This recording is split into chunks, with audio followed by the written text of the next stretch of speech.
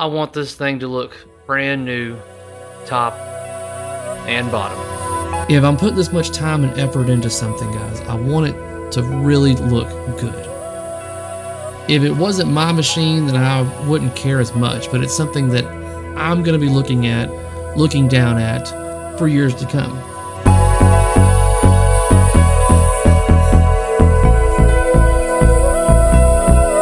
Here we are, in the beginning of bringing this getaway back to life, getting the show on the road. I have now reached the point to where it's going to get a little bit more interesting. Now we're going to be doing the wire harness. The mounting to the new Playfield process has begun. This is essentially the main components and mechs of the Getaway.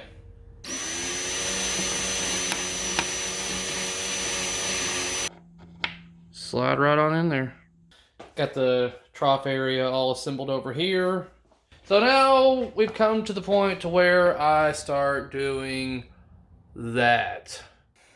I've been working on getting all of the metal rails attached back onto the Playfield after I need to tighten that one up. That one's loose.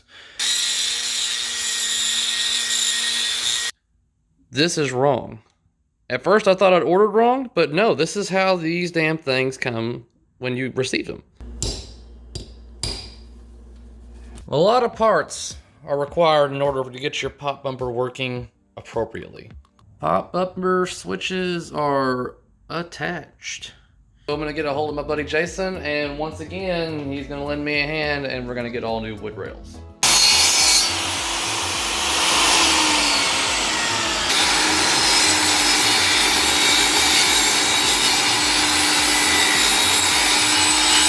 Time to install brand new light sockets. Not saying I'm the first, but I'm one of the few that is going to be going through and just making it look a little bit more aesthetically pleasing to the eye.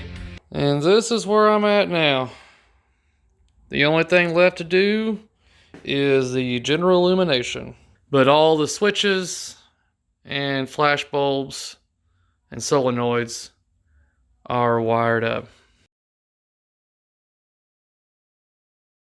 I had decided to dig out all of the boards for the controlled lamps, get them all cleaned up, gave them a bath. They're all back onto the machine. This Playfield's starting to look pretty populated now. Here I am now, and I'm stapling the leads from the pop bumper, the GI bulbs. The fact that it's a full teardown, but if I'm having to do soldering and everything like that, I'm going to make sure I do the GI line first. I have wired the entire back of this Playfield. Has got continuity to where it needs to go. Got kind of worried on that one. So now I should be able to start working on top side again. And here we are now.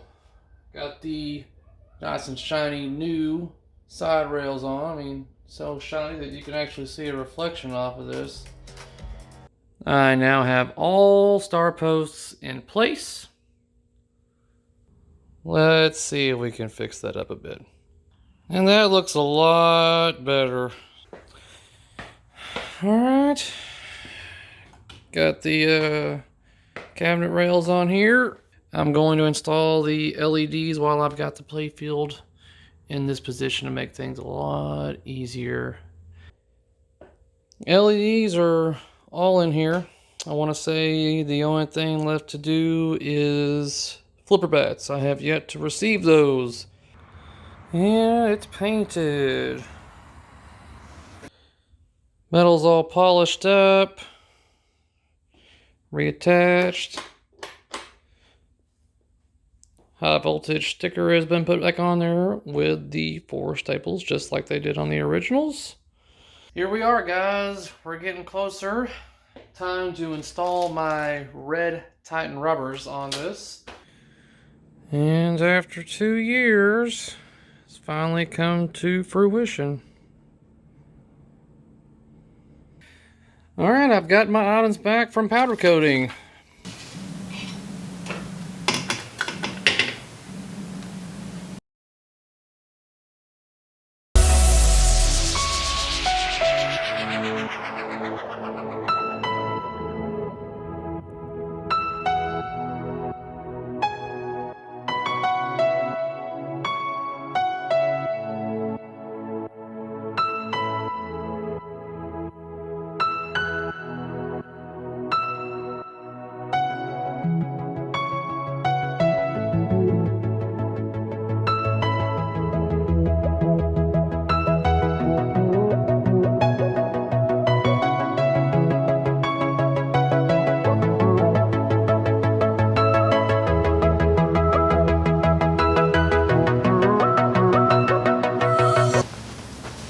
Here we go, guys. Over 2 years, this machine has been taken apart. And now we are about to turn it on and see what happens. But one thing I need to mention is that the MPU in there is faulty. So I can't judge this completely by the Playfield. I know that the board is faulty.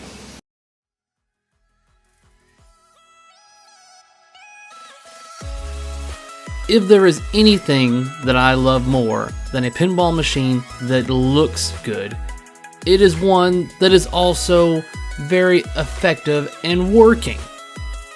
And this board does not give me that at all.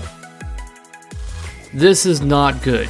This is not ideal for a pinball machine that you want to be working especially non-stop for an entire weekend at the Texas Pinball Festival. Time to update this. Reliability is key, and this is going to give me that. But did the board make the machine reliable? No. No. It helped. It helped. But it didn't make it reliable. All my regular switches worked just fine, but I was still having my opto issues, like 1 through 5 were not reading correctly or not at all. There was no voltage going to my optos. I couldn't understand why that was, and it was very infuriating because it wasn't making any sense. So I've only got a little bit of footage of me actually doing a little bit of troubleshooting on this, and I discovered something. Had issues going through this. Ended up backtracking, trying to figure out where my 12 volts has gone.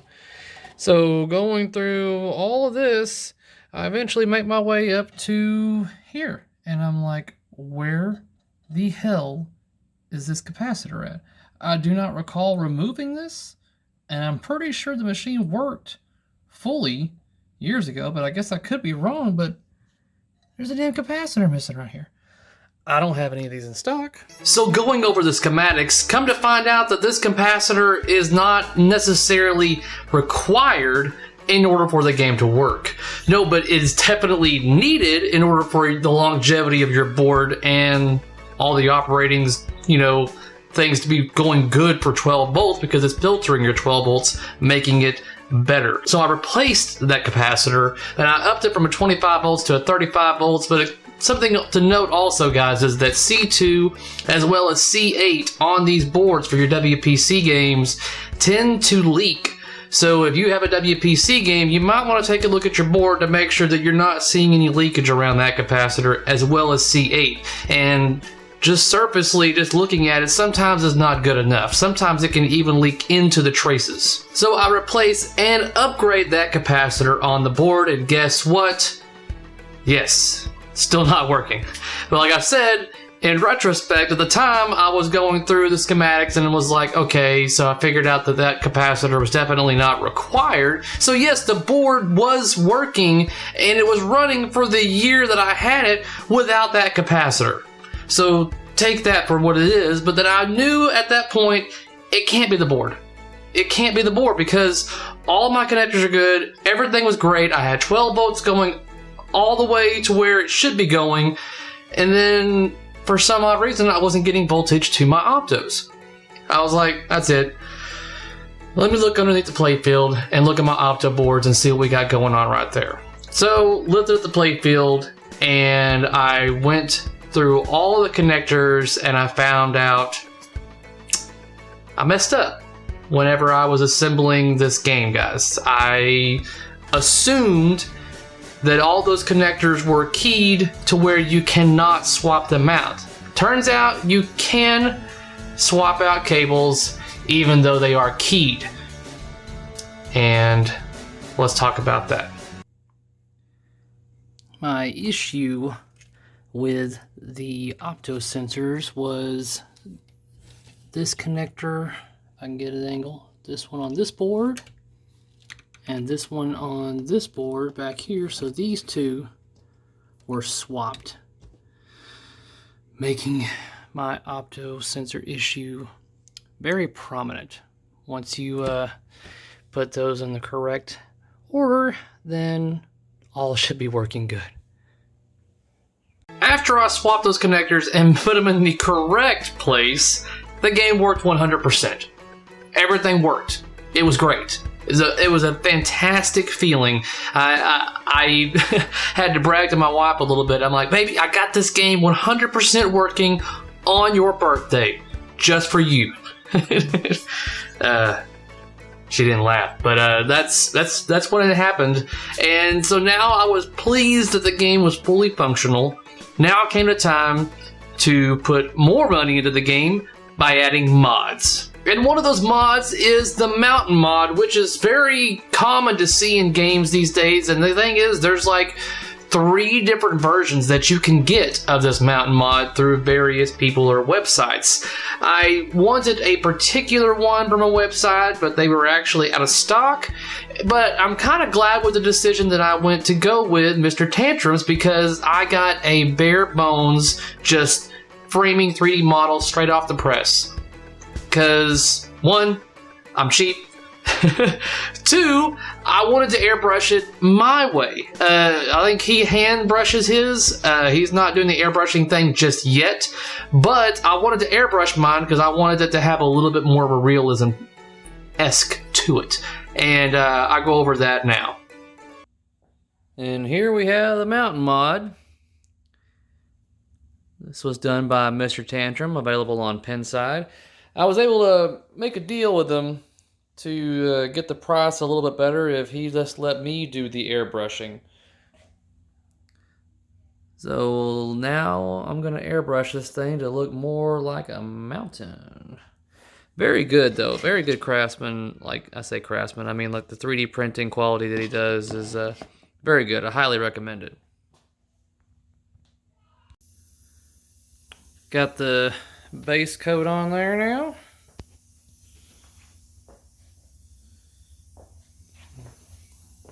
Time for the next layer. Alright, next coat is on.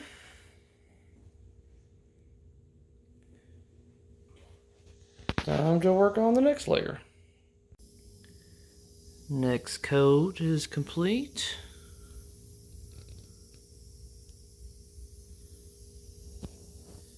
On to the next one.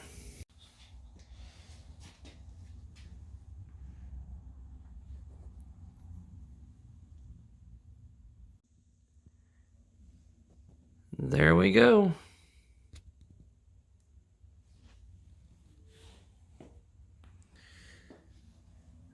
And I'll just shoot a quick layer of clear over it just to give it some extra protection. And there she is. Complete.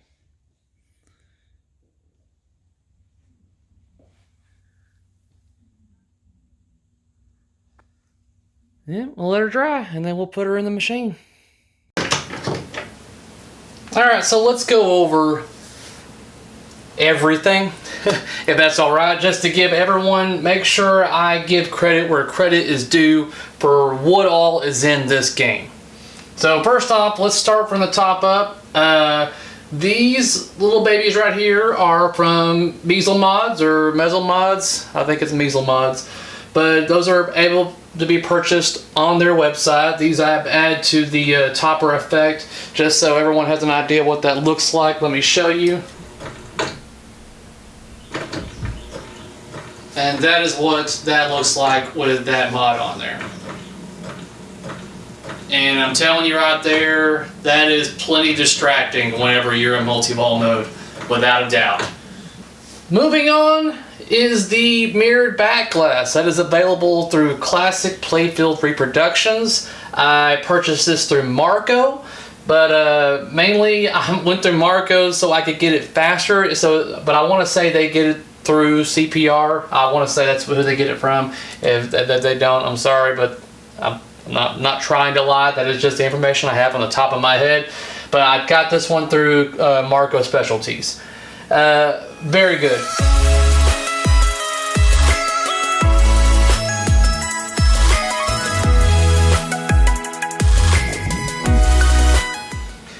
Along with this, I have a nice chrome trim pull-up bar that's available through pinballplating.com. Chris Royalty, got in contact with him.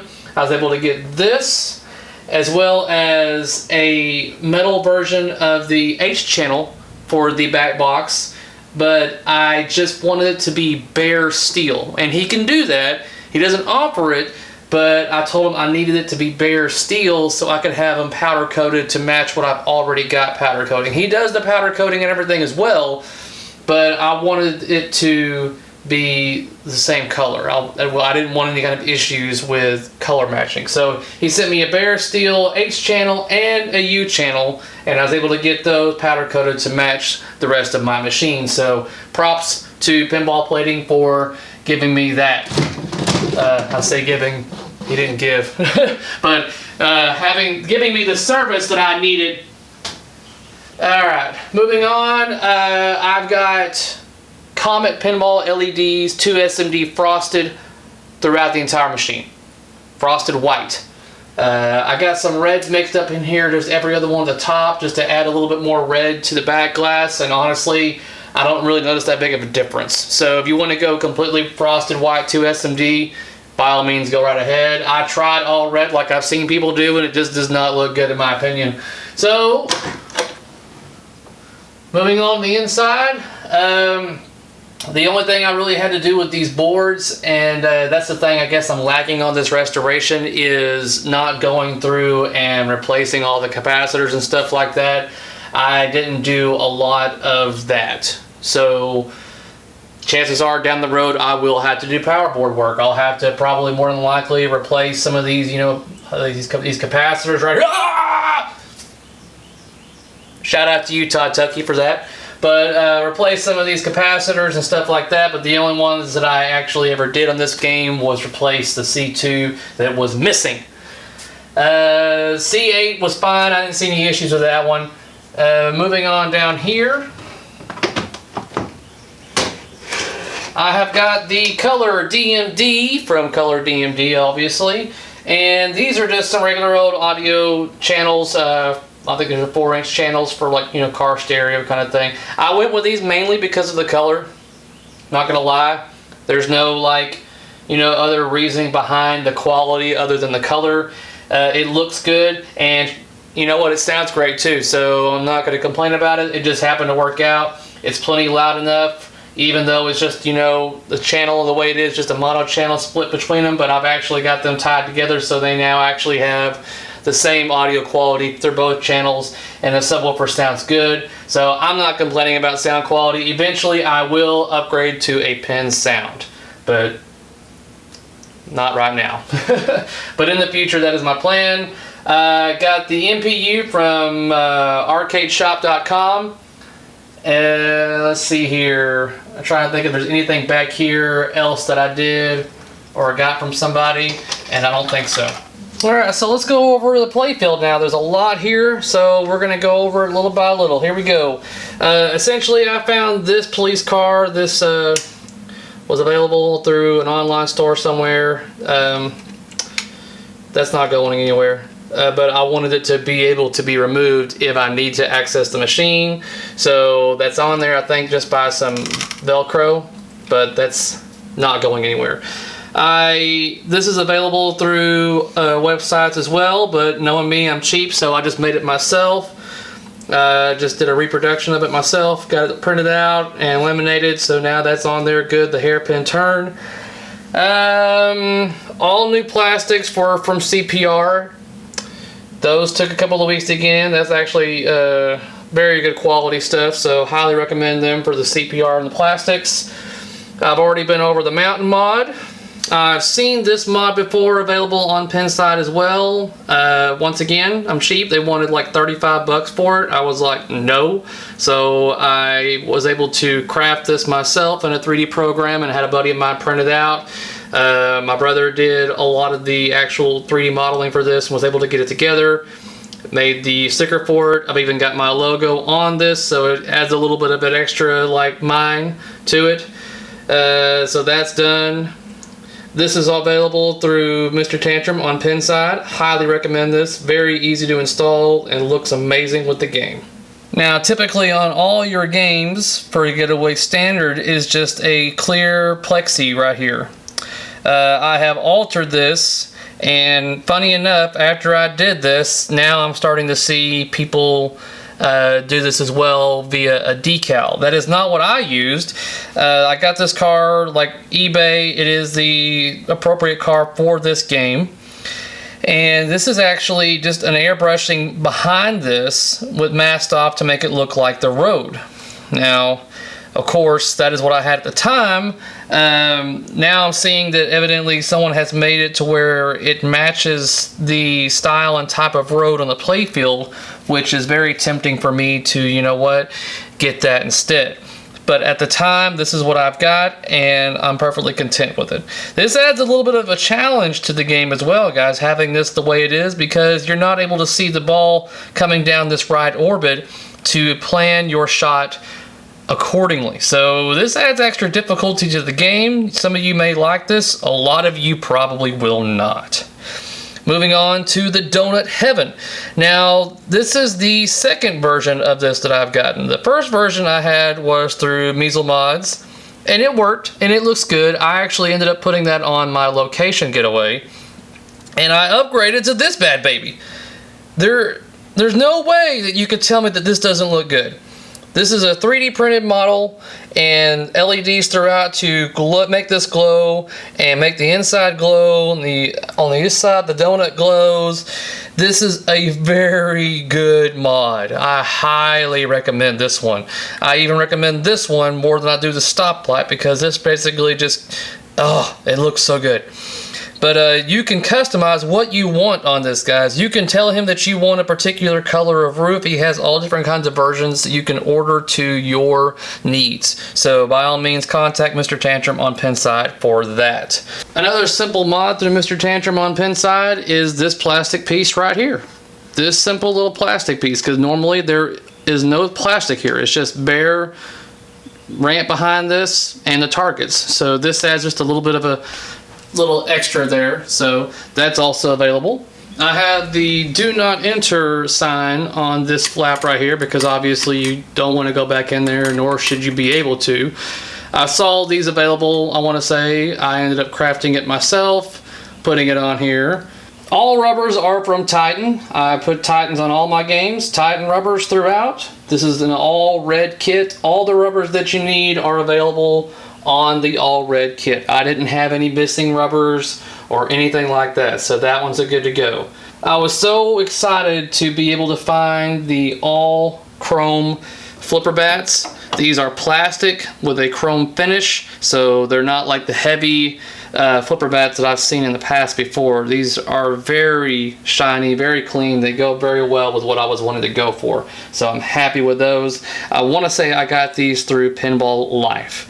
If I am wrong, I will definitely put it on the video right here, but I want to say yes, I did get these through Pinball Life. This is something that only my machine has as of right now, because this is completely custom to work with this machine. I've seen it, someone on Pinside, they use the plastic piece that comes with the new CPR plastics.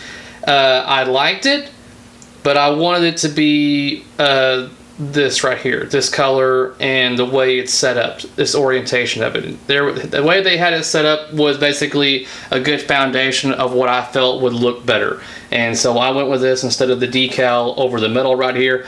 I like the way it looks. I'm going with it. I've stated in a previous video, when it comes to the plastic portions right here, I have the LED strips underneath these to make these glow, because without them they do not glow, does not look as good.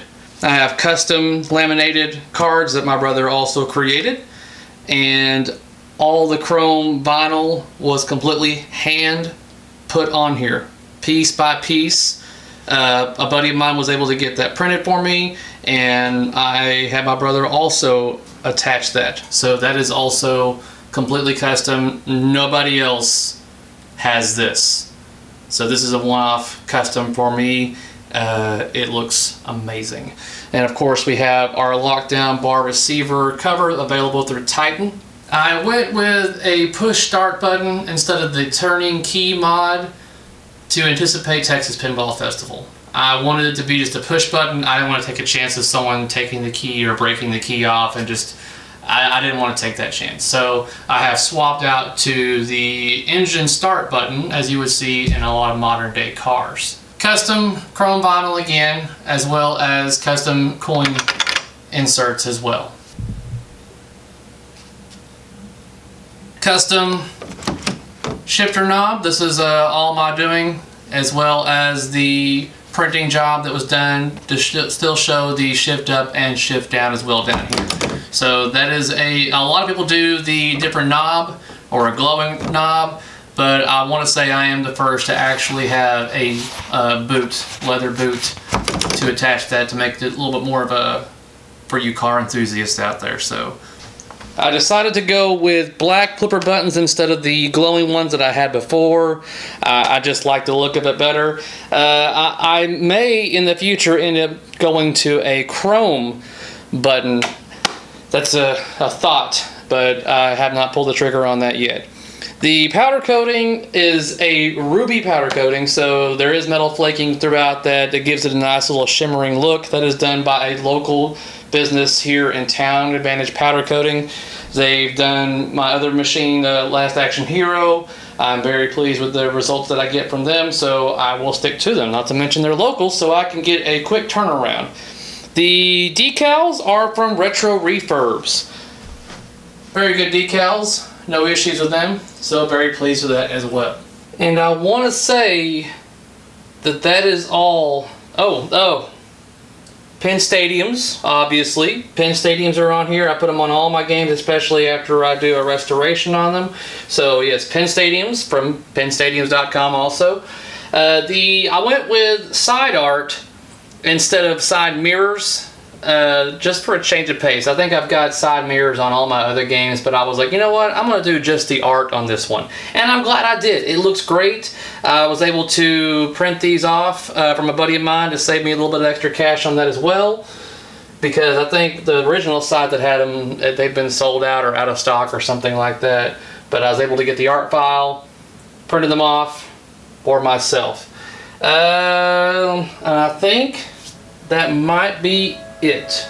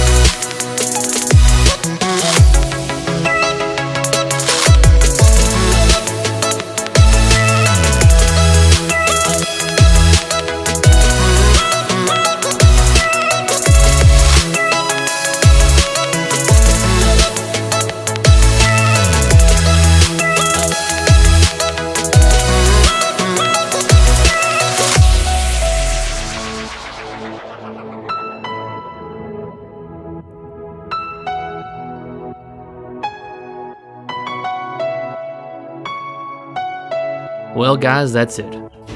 The Getaway series has come to a close. It's been fun, but now I think I'm ready for the next adventure. Hopefully this one won't be as difficult. This one should be easy, right?